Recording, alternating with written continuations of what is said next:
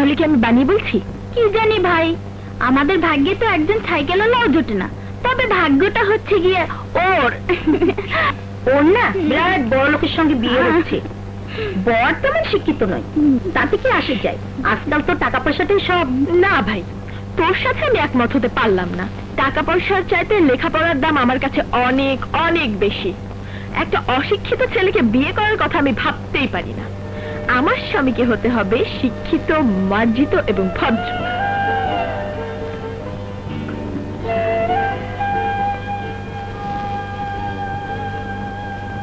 আরে এমন করে কে বাঁশি বাজায়? হবে কোনো বাঁশুড়িয়া?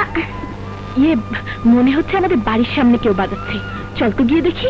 চল চল চল চল।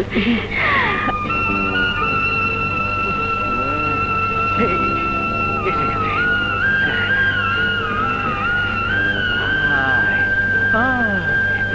আয় রাধার মতো ছুটে আয়।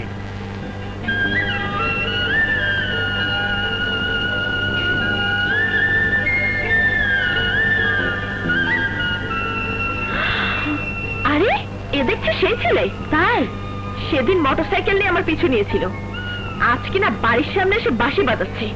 কত বড় সাহস! দাঁড়া দেখাচ্ছি। চল।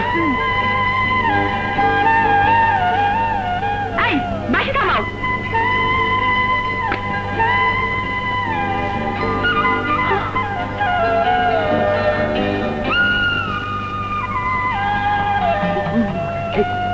বাঁশি থামো, বাঁশি থামো, বাঁশি থামো।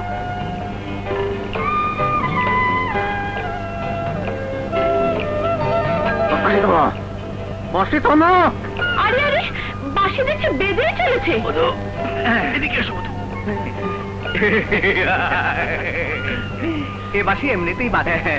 এ যে কৃষ্ণের বাঁশি। নদী এদিকে আয়। ওই দেখ,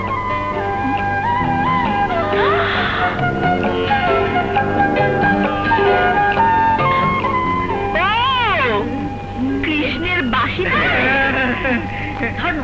এবার রাধা বাঁশের খেলা দেখবে।